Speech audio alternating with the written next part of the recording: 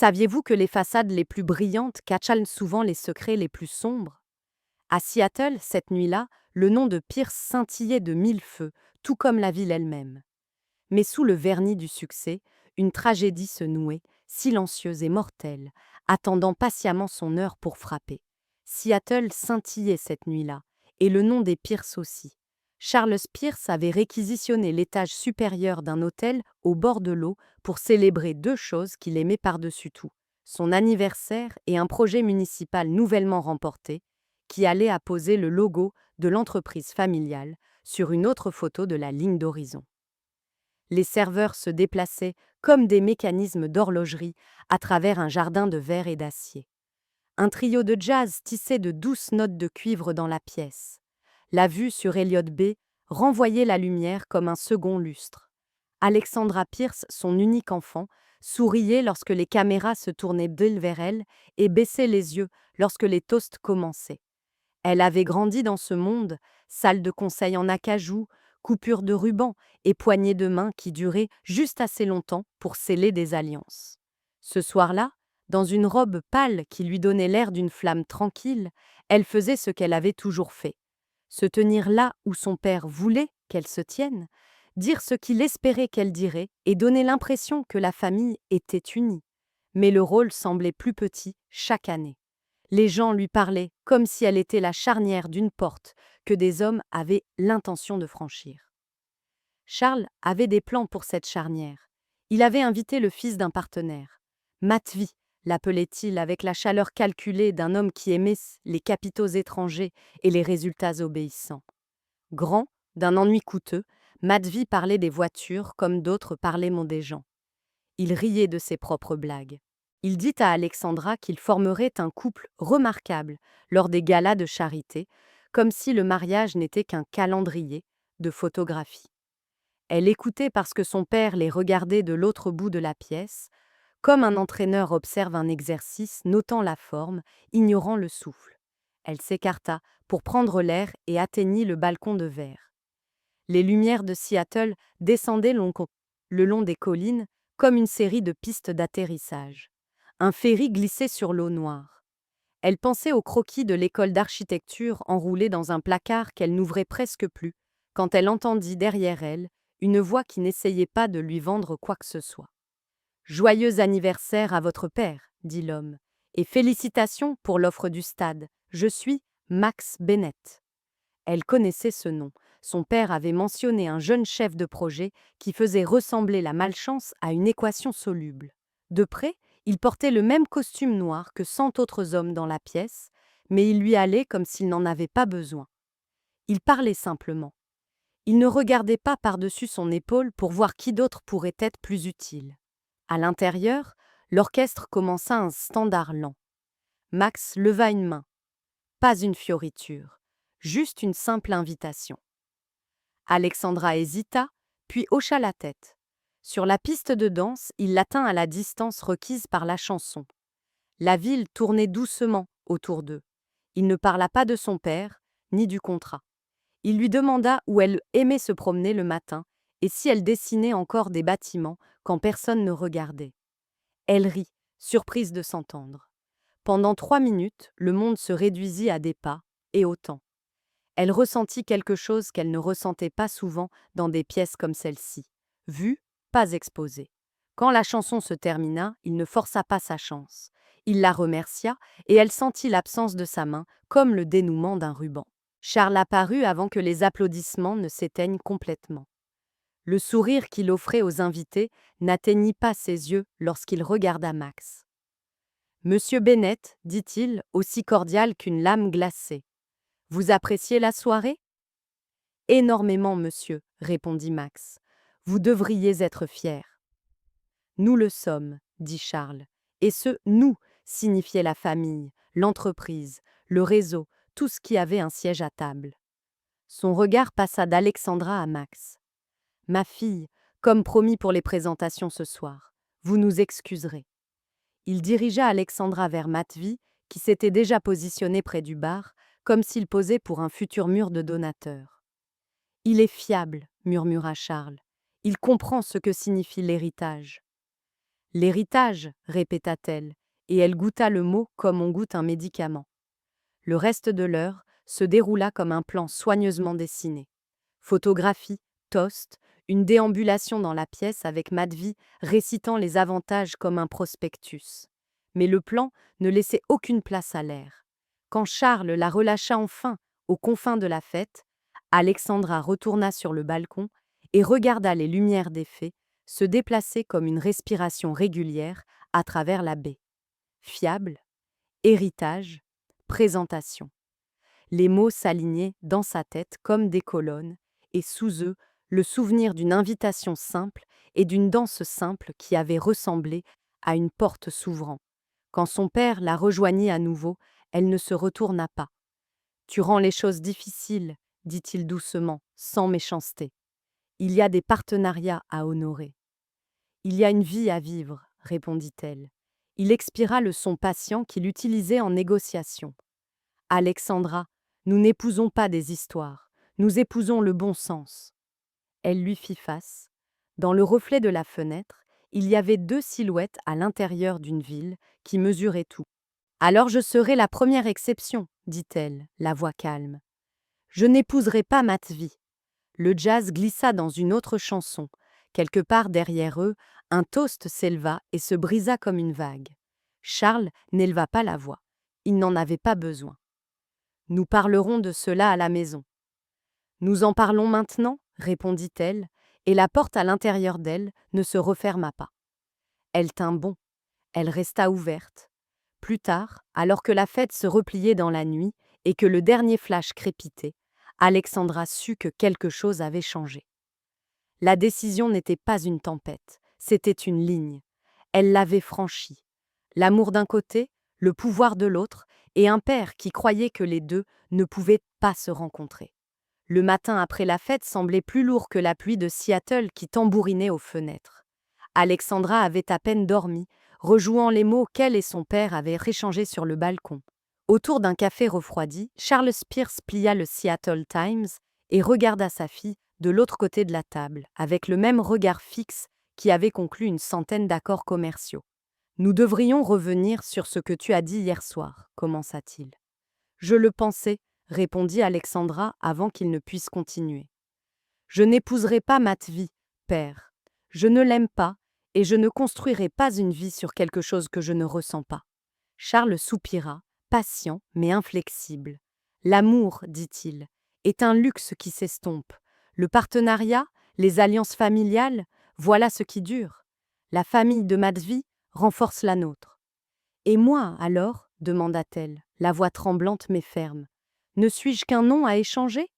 Le silence entre eux s'étira, tendu. Puis, avec la précision d'un homme offrant des conditions, Charles se pencha en avant. 6 mois, dit-il. Si dans 6 mois, tu trouves quelqu'un de convenable, quelqu'un que je peux respecter en tant que partenaire de mon successeur, je n'insisterai pas sur ce mariage. Sinon, Alexandra, tu épouseras Matvi, c'est mon dernier mot. Ce n'était pas la liberté dont elle rêvait, mais c'était plus que ce à quoi elle s'attendait. Alexandra hocha la tête, sa décision prise. 6 mois pour trouver non seulement l'amour, mais un avenir selon ses propres termes. La première semaine se passa dans un brouillard de questions et de doutes, jusqu'à ce qu'une voix familière l'appelle par son nom dans le hall de Pierce Construction. Max Bennett était là, manches relevées, discutant des plans de site avec une équipe d'ingénieurs. Quand il la vit, son expression s'adoucit en quelque chose qui ne faisait pas partie d'un argumentaire de vente. « Je ne m'attendais pas à vous voir ici, dit-il, se mettant à sa hauteur. Moi non plus, admit-elle. Mais je suis contente d'être venue. Cet après-midi se transforma en un café dans un petit endroit sur Pine Street, loin des tours de verre et des chuchotements polis du monde de son père. Un café en amena un autre quelques jours plus tard, puis de longues conversations nocturnes qui s'étiraient jusqu'au petit matin. Max parlait des bâtiments comme s'ils étaient des êtres vivants, comment l'acier portait le poids comme un muscle, comment la lumière pouvait transformer un espace en sanctuaire. Alexandra parlait des croquis qu'elle avait cachés, des rêves qu'elle avait mis de côté parce qu'ils ne correspondaient pas à l'héritage Pierce. Ils commencèrent à se voir souvent, parfois à la cafétéria de l'entreprise, parfois en marchant le long du front de mer où les lumières de la ville tremblaient sur l'eau. La connexion qui avait commencé par une danse s'approfondit en quelque chose de plus difficile à nier. 3 mois après le début de leur relation discrète et croissante, Max s'arrêta au milieu d'une conversation un soir, alors qu'il marchait sous la canopée des cerisiers en fleurs à Volunteer Park. Alexandra, dit-il, sa voix stable mais vulnérable. Je ne veux pas être seulement quelqu'un que tu vois entre deux réunions. Je suis amoureux de toi. Son souffle se coupa. Et pour la première fois depuis des années, le chemin à parcourir lui sembla être le sien. Alors tu devrais savoir, dit-elle. Je ressens la même chose. Leur relation, autrefois secrète, devint impossible à cacher. Les chuchotements voyagèrent rapidement, atteignant le bureau de Charles Pierce comme de la fumée. La confrontation était inévitable. Il n'est pas ce que j'imaginais pour toi, dit Charles, arpentant son bureau. Il est ambitieux, oui, mais l'ambition n'est pas un pédigré. Je n'ai pas besoin de pédigré, répondit Alexandra. J'ai besoin de quelqu'un qui me voit comme plus qu'un atout. Charles regarda par la fenêtre un long moment avant de se retourner. Si c'est vraiment ce que tu veux, alors il signera un contrat de mariage. Il protégera ce que j'ai construit et ce dont tu hériteras. Quand Max entendit la condition, il n'hésita pas. Je ne suis pas là pour l'entreprise de ton père, dit-il, prenant les mains d'Alexandra dans les siennes. Je suis là pour toi. Si un morceau de papier le prouve, alors je le signerai. 6 mois après la nuit qui avait tout changé, sous une arche de roses blanches et le ciel gris frais d'un printemps de Seattle, Alexandra Pierce devint Alexandra Bennett. La cérémonie était grandiose. La liste des invités, un véritable bottin mondain de l'élite de la ville. Pourtant, alors que les doigts de Max se resserraient doucement autour des siens, le monde au-delà des vœux s'estompa. Pour la première fois, Alexandra crut qu'elle avait choisi une vie pour elle-même, non pas une vie rédigée dans une salle de conseil, mais une vie écrite avec le cœur. Et alors qu'ils dansaient sous les lumières, elle s'autorisa à croire que c'était le début d'un avenir qui ne la trahirait jamais. Les 6 premiers mois du mariage d'Alexandra et Max se déroulèrent comme le genre de rêve qu'elle croyait autrefois n'arriver qu'aux autres. Ils emménagèrent dans le domaine familial des Pierce, une vaste propriété en cèdre surplombant le lac Washington, où les murs de verre attrapaient le lever du soleil et où les jardins portaient le parfum des roses que sa mère avait plantées des décennies plus tôt. C'était la maison où elle avait fait ses premiers pas, où les anniversaires avaient été célébrés sous des guirlandes de lumière dorée. Maintenant, c'était là qu'elle se réveillait chaque matin au rythme calme de la respiration de Max, à côté d'elle. Leurs journées s'installèrent dans une cadence réconfortante. Alexandra retourna à ses croquis dans la véranda que sa mère utilisait autrefois comme coin lecture, remplissant page après page de dessins qu'elle pourrait un jour amener à la vie. Max travaillait souvent tard dans la nuit, se penchant sur les propositions de construction et les plans, mais il trouvait toujours le temps de lui préparer le petit déjeuner, le dimanche, ou de l'emmener au marché des fermiers en ville. Il parlait de voyager, Paris au printemps, Kyoto à l'automne. Elle parlait de peut-être enseigner l'architecture à temps partiel. Pour la première fois de sa vie d'adulte, l'avenir ressemblait à quelque chose qu'elle pouvait construire de ses propres mains, pas quelque chose de scénarisé pour elle. Puis, en un seul appel téléphonique, l'échafaudage de cette vie s'effondra. C'était un soir d'octobre pluvieux lorsque la police arriva au domaine. Charles et Eleanor Pierce revenaient d'un week-end dans les îles San Juan lorsque leur voiture dérapa sur l'autoroute. Charles mourut sur le coup. Eleanor s'accrocha à la vie pendant 3 heures avant de s'éteindre à son tour. Le monde devint silencieux. Alexandra se souvenait de la voix de l'officier comme à travers de l'eau, la façon dont sa main tremblait alors qu'elle essayait de composer le numéro de Nathalie. Le cri qui s'échappa de sa poitrine quand elle vit les photos de l'épave. Les funérailles vinrent et repartirent comme un rêve fiévreux. Costumes, condoléances, roses blanches, le rythme sourd de la voix d'un prêtre. Les gens disaient les mots justes. Accident, tragédie, parti trop tôt. Mais aucun d'eux ne touchait le gouffre sans fond qui s'était ouvert en elle.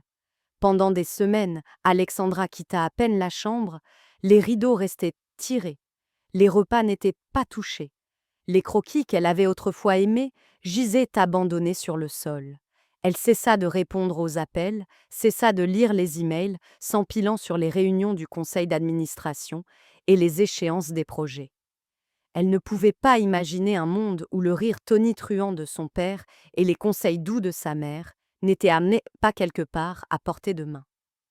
Max devint son encre. Il répondait au téléphone lorsque les investisseurs appelaient, signait des documents lorsque le conseil avait besoin d'être rassuré, et parlait doucement au personnel lorsqu'il cherchait en elle un leader. Concentre-toi sur ta respiration, lui dit-il un soir, alors qu'elle était assise, fixant le lac, le châle de sa mère enroulé autour de ses épaules. Je m'occupe du reste jusqu'à ce que tu sois prête. Elle hocha la tête parce qu'elle ne savait pas quoi faire d'autre. Et peu à peu, cela devint le schéma. Max assista aux réunions mensuelles du conseil à sa place, expliquant qu'Alexandra avait besoin de temps pour faire son deuil. Il organisa les finances, consolidant les comptes et mettant en place de nouveaux systèmes pour qu'elle n'ait pas à s'inquiéter. Lorsque les entrepreneurs ou les fonctionnaires municipaux avaient besoin d'approbation, il lui montait les papiers pour qu'elle les signe, lui assurant qu'il s'agissait de renouvellement standard. L'entreprise que son père avait bâtie, autrefois le cœur des conversations au dîner et des leçons d'enfance, devint quelque chose de distant et d'abstrait. Alexandra ne reconnaissait plus la rafale d'emails ou les acronymes dans les rapports que Max lisait à voix haute. Les relevés bancaires, autrefois familiers, devinrent des lignes de chiffres qu'elle ne remettait pas en question. Et Max, toujours calme, toujours patient, ne se plaignit jamais une seule fois. « Prends tout le temps dont tu as besoin, disait-il, en lui mettant une tasse de thé dans les mains. L'entreprise est en sécurité. Tu es en sécurité. C'est tout ce qui compte. 6 mois après leur mariage, Alexandra avait cru qu'elle construisait une vie selon ses propres termes. Maintenant, elle dérivait à travers des pièces lourdes de fantômes, une maison trop silencieuse, un avenir trop lointain. La seule constante dans le silence était Max. Sa voix stable, ses mains sûres, sa présence inébranlable. Elle se disait que c'était à cela que devait ressembler l'amour. Quelqu'un d'assez fort pour vous maintenir ensemble quand vous ne pouviez pas vous tenir vous-même. Mais dans les espaces entre le sommeil et l'éveil, où les voix de ses parents l'appelaient encore, un murmure de malaise commença à prendre racine, si faible qu'elle le remarquait à peine. Une année s'était écoulée depuis la nuit où tout s'était effondré, et l'air autour du domaine Pierce avait lentement commencé à changer. La maison qui ressemblait autrefois à un mausolée de souvenirs contenait maintenant à nouveau de petites traces de vie. Nathalie Carter, l'amie la plus proche d'Alexandra depuis l'université, venait souvent, refusant de la laisser se retirer dans le silence. Elle apportait des fleurs fraîches, persuadait Alexandra de faire de longues promenades dans Discovery Park et remplissait la cuisine du son de son rire facile. Et puis il y eut Oliver, un golden retriever maladroit. Un chiot que Max ramena à la maison un matin gris de mars.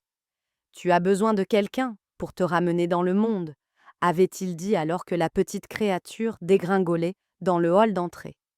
Oliver devint l'ombre d'Alexandra, poussant la porte de son studio chaque matin et se blottissant à ses pieds pendant qu'elle dessinait. Elle se réveillait encore certaines nuits, avec des larmes qu'elle ne pouvait expliquer, mais l'obscurité ne l'avalait plus entièrement. L'entreprise de son père, Pierce Construction, semblait plus grande et plus complexe qu'elle ne s'en souvenait.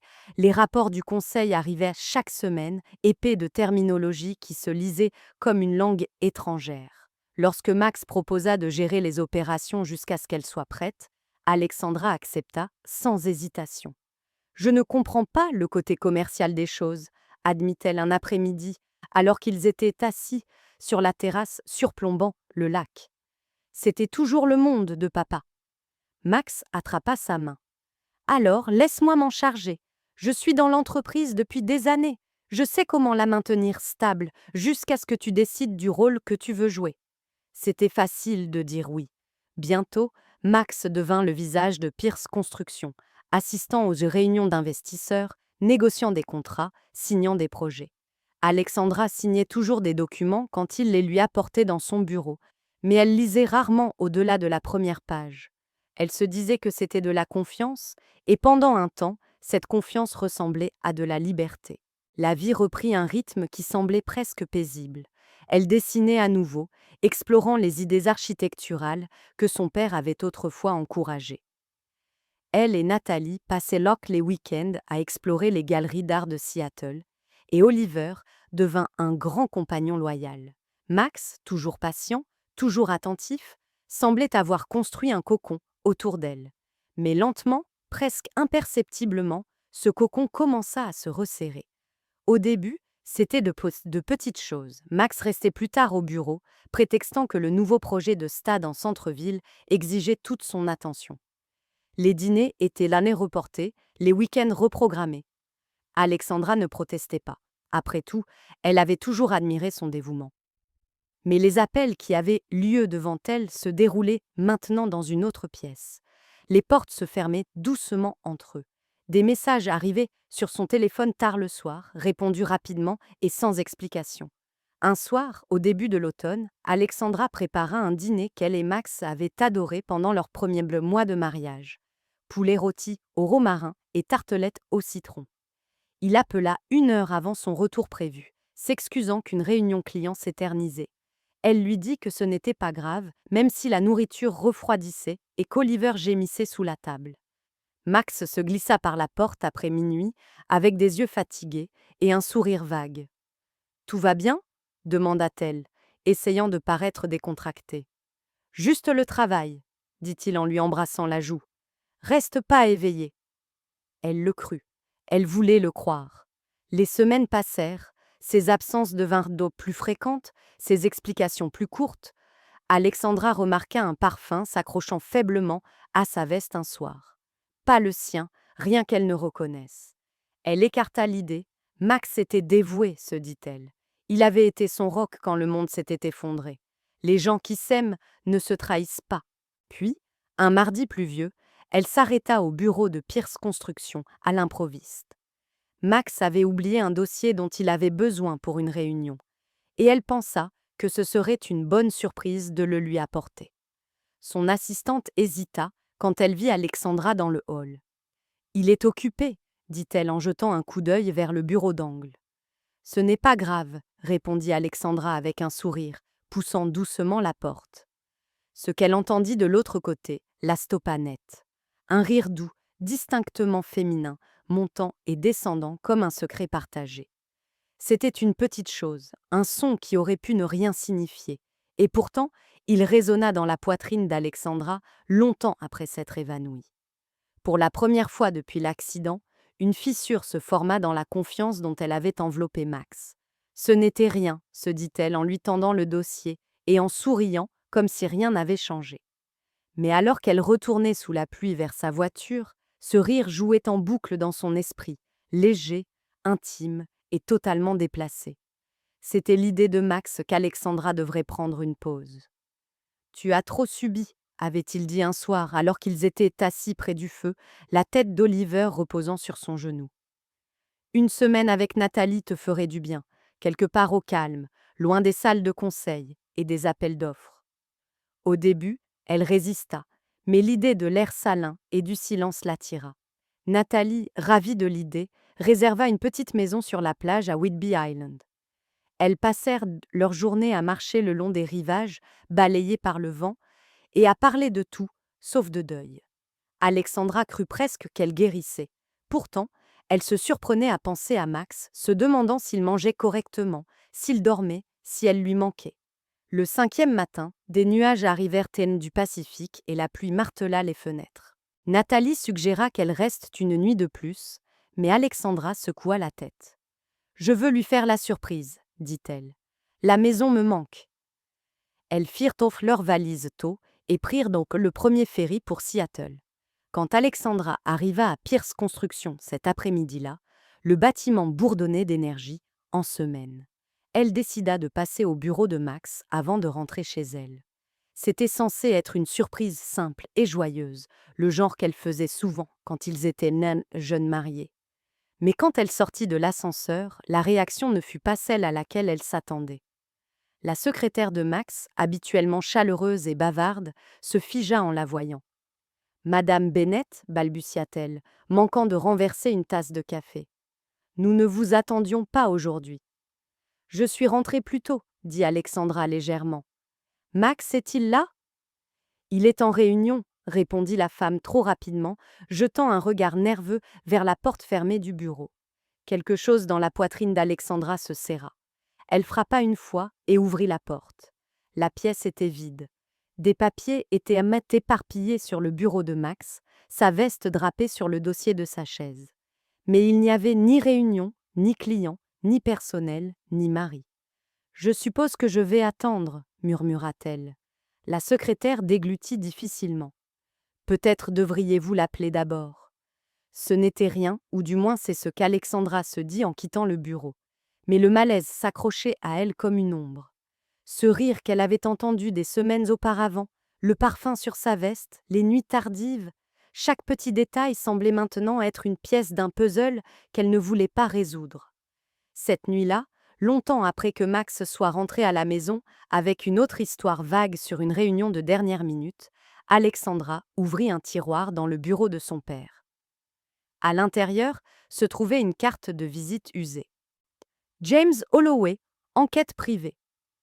Il avait travaillé avec Charles Pierce des années auparavant, vérifiant les partenaires commerciaux et découvrant les menaces avant qu'elles ne puissent prendre racine. Elle hésita, fixant le numéro. Puis, elle appela. James la rencontra 2 jours plus tard dans un café discret près de Green Lake. Il écouta tranquillement pendant qu'elle expliquait ses soupçons, puis fit glisser une petite boîte noire sur la table. « Un enregistreur, dit-il. Un pour sa voiture, un pour le bureau. Vous saurez assez vite si vous imaginez des choses. » Ses mains tremblaient alors qu'elle plantait les appareils, l'un caché sous le siège passager du Range Rover de Max, l'autre caché à l'intérieur d'une étagère derrière son bureau. Elle se dit que c'était de la paranoïa, qu'elle effacerait les enregistrements dès qu'il confirmerait qu'elle avait tort. Mais quand elle appuya sur « lecture » cette nuit-là, la vérité déferla à travers les haut-parleurs. Cela commença par un rire, léger, familier et cruel dans son intimité. Puis, la voix de Max, basse et chaude de la manière dont il ne parlait autrefois qu'à elle. « Vanessa, murmura-t-il, et l'estomac d'Alexandra se noua. « Je déteste quitter la nuit. » La voix de la femme, Vanessa Gray, un nom qu'Alexandra n'avait entendu qu'en passant dans les ragots de l'entreprise, répondit par un rire doux. « Alors ne le fais pas. »« Je ne peux pas, répondit Max. Pas encore. » Ils parlèrent de dîner, de week-end, de choses qu'il ferait quand le moment serait venu. Il l'appelait « mon ange »,« mon monde »,« ma lumière ». Chaque phrase qu'Alexandra avait cru lui être destinée. Elle ne pouvait plus respirer. L'homme qui l'avait soutenue dans son deuil, qui lui avait promis l'éternité sous des roses blanches, vivait une autre vie juste hors de sa vue. Mais le pire restait à venir, parce que la conversation ne s'arrêta pas à l'amour. Elle devint plus sombre, plus tranchante. La voix de Vanessa baissa d'un ton. « J'en ai marre d'attendre, Max. Tu as dit que ce ne serait pas long. »« Ce ne sera pas long, murmura-t-il. Tout doit se passer dans le bon ordre. » « Et si elle ne lâche jamais prise ? » « Elle le fera, dit Max, d'une manière ou d'une autre. » L'enregistrement s'arrêta, mais les mots ne s'effacèrent pas. Ils tournaient en boucle dans l'esprit d'Alexandra. Un compte à rebours qu'elle ne comprenait pas encore. La trahison était plus profonde que l'infidélité. C'était une ombre s'étendant au-delà de son mariage, et pour la première fois, elle sentit la peur s'enrouler au creux de son estomac. 3 jours passèrent avant qu'Alexandra ne trouve le courage d'écouter à nouveau. Elle attendit que Max soit parti travailler. La maison était silencieuse, à l'exception du tic-tac rythmé de l'horloge grand-père, dans le hall, et de la respiration douce d'Oliver près de la cheminée. Ses mains tremblaient alors qu'elle sortait le petit enregistreur de sa cachette à l'intérieur du coffre en cèdre. L'enregistrement précédent avait brisé sa confiance. Ce qu'elle entendit maintenant allait briser quelque chose de bien plus profond. La conversation commença innocemment, comme la dernière fois.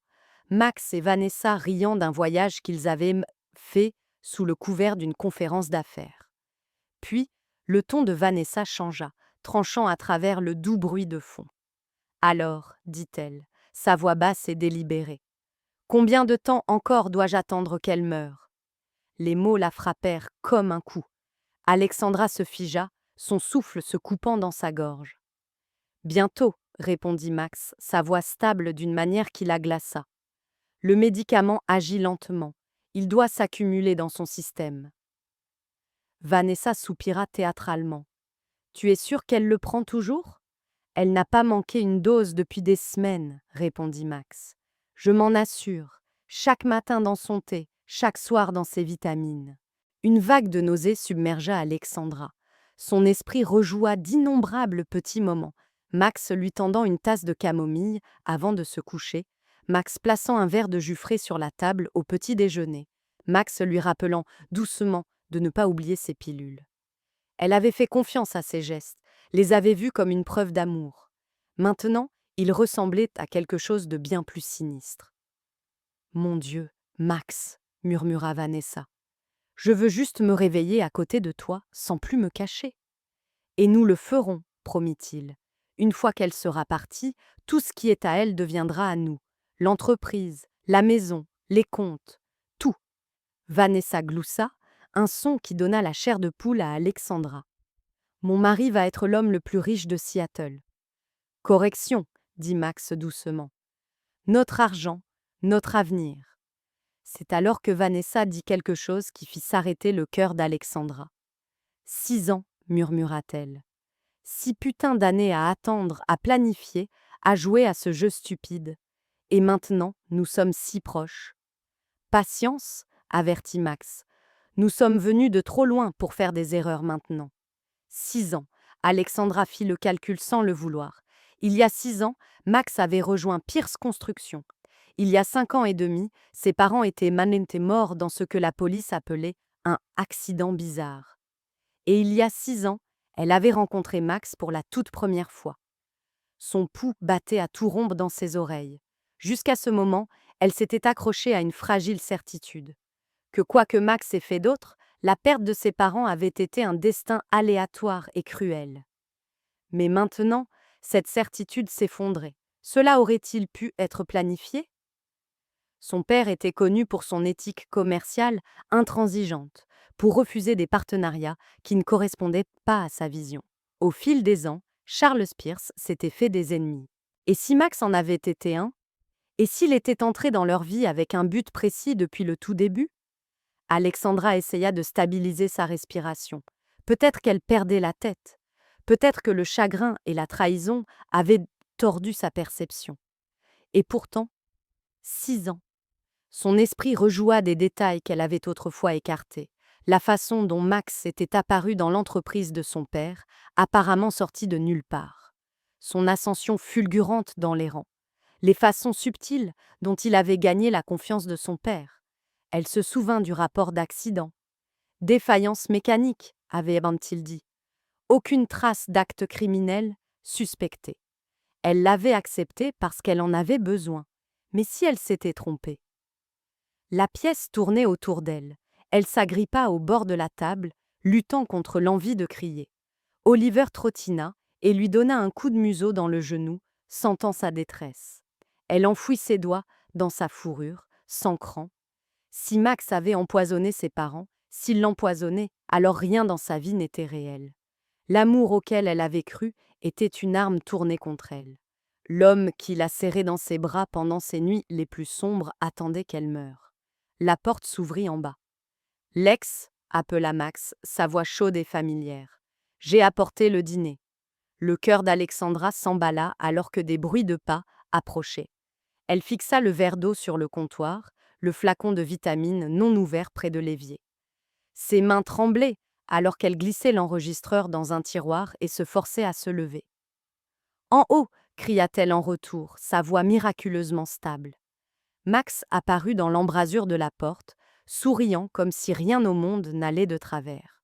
« J'ai pris ton curry-taille préféré. J'ai pensé qu'on passerait une soirée tranquille. » Alexandra réussit un petit sourire, même si elle avait l'impression que sa peau ne lui allait plus.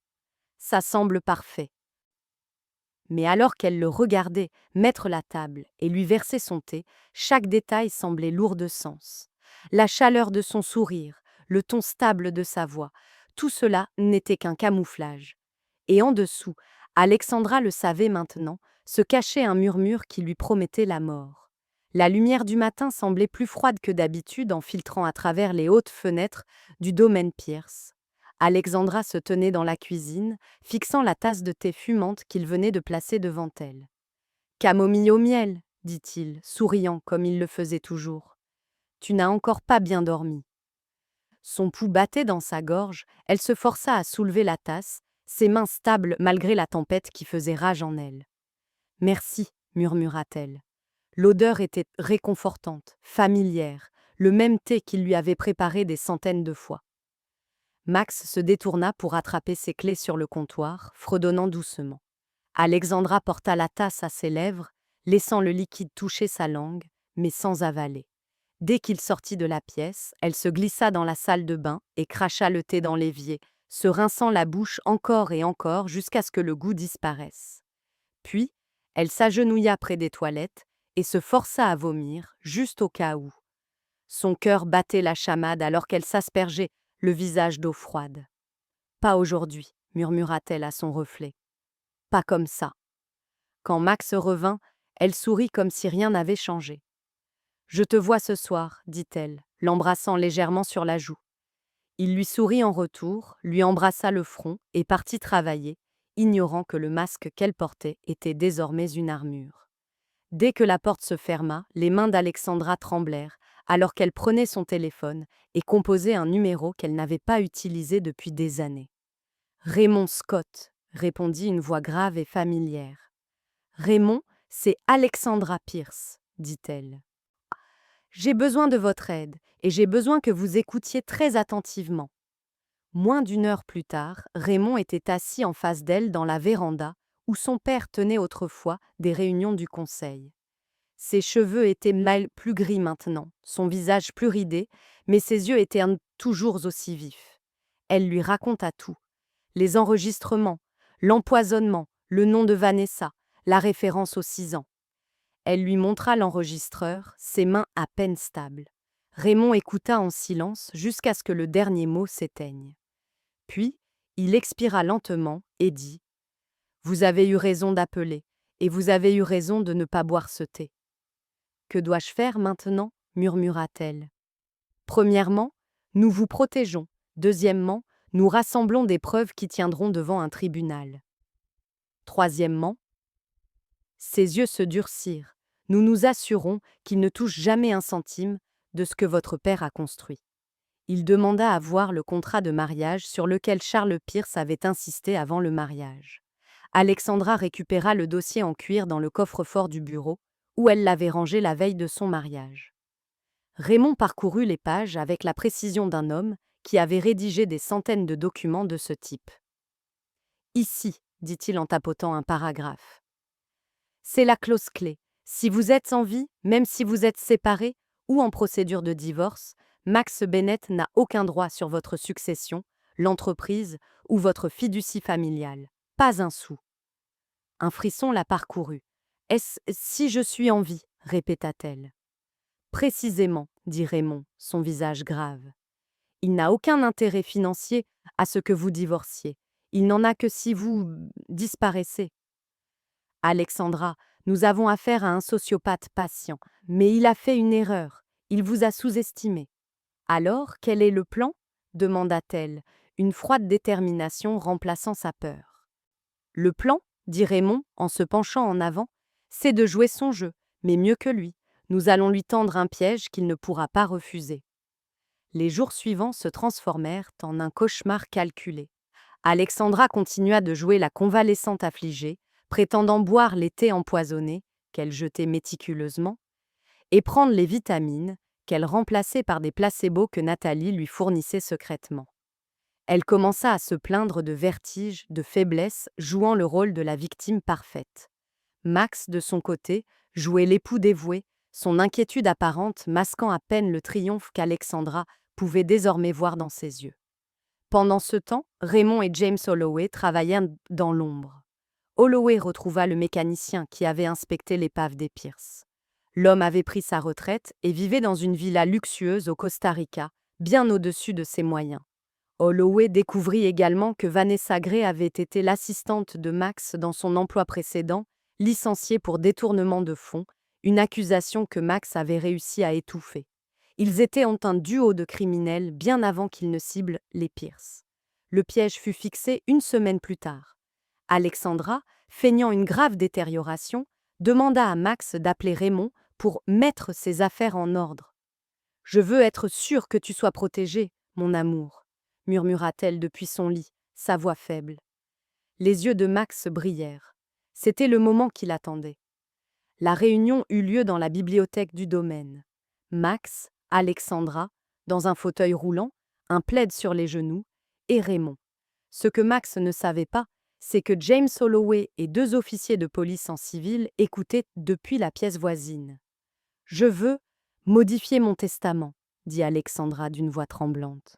« Je veux tout laisser à Max, immédiatement, contourner la fiducie. » Raymond joua son rôle à la perfection. « Alexandra, c'est de la folie, le contrat prénuptial, votre père. »« Mon père est mort !» s'exclama-t-elle, un peu trop fort, pensa-t-elle. « Max est tout ce que j'ai. » Max rayonnait, incapable de cacher sa cupidité. « Chérie, tu es sûre ?»« Absolument, dit-elle. Elle se tourna vers Raymond. « Rédigez-le. » C'est à ce moment-là que la porte s'ouvrit et que Vanessa Gray entra, incapable d'attendre plus longtemps. « C'est fait ?» demanda-t-elle à Max, ignorant les autres. Max blêmit. « Vanessa, qu'est-ce que tu fais là ?»« J'en ai marre d'attendre dans la voiture. Alors, elle a signé ?» Alexandra se leva lentement du fauteuil roulant, laissant tomber le plaid. Le silence dans la pièce fut assourdissant. « Signer quoi, Vanessa ?» demanda Alexandra, sa voix n'étant plus faible, mais claire et tranchante comme de l'acier. « Ceci ?» Elle appuya sur un bouton, et l'enregistrement de leur conversation sur l'empoisonnement emplit la bibliothèque. « Combien de temps encore dois-je attendre qu'elle meure ?» Vanessa et Max restèrent figés, leur visage passant de la confusion à l'horreur pure. « Ou peut-être parliez-vous de mes parents ?» continua Alexandra, sa voix se brisant de colère. « De la défaillance mécanique que vous avez orchestrée il y a 6 ans ?» Max se jeta vers elle, mais les officiers et Holloway étaient déjà dans la pièce. « Max Bennett, Vanessa Gray, » commença l'officier, « vous êtes en état d'arrestation pour tentative de meurtre, conspiration. » Le procès fut le plus suivi de l'histoire de Seattle. Les preuves étaient accablantes, les enregistrements, le témoignage du mécanicien, extradé et ayant négocié un accord, les relevés bancaires traçant les 6 années de planification. Max et Vanessa furent reconnus coupables de tous les chefs d'accusation, y compris le double homicide de Charles et Eleanor Pierce. Ils passeraient le reste de leur vie en prison. 1 an plus tard, le soleil se couchait sur le lac Washington, peignant le ciel de nuances d'orange et de violet. Alexandra se tenait sur le même balcon où elle s'était sentie si piégée. Nathalie se tenait à côté d'elle, un verre de vin à la main. Oliver, maintenant un chien adulte majestueux, était assis à ses pieds. Elle avait repris les rênes de Pierce Construction. Mais ce n'était plus l'entreprise de son père. Elle l'avait restructurée, rebaptisée Pierce Horizon Design. Elle avait vendu les projets de Stade Froid et s'était concentrée sur ce qu'elle avait toujours rêvé de faire, des architectures durables, des parcs publics, des espaces qui respiraient dans la vie. Elle avait honoré l'héritage de son père, non pas en épousant le bon sens, mais en faisant preuve d'une force qu'il n'avait jamais soupçonnée chez elle. Elle leva son verre vers la ligne d'horizon scintillante. « À l'avenir, » dit Nathalie. « À la vie, » répondit Alexandra, sentant le vent frais sur son visage. Elle était enfin libre. La flamme tranquille n'était plus tranquille. Elle brûlait vivement, éclairant son propre chemin.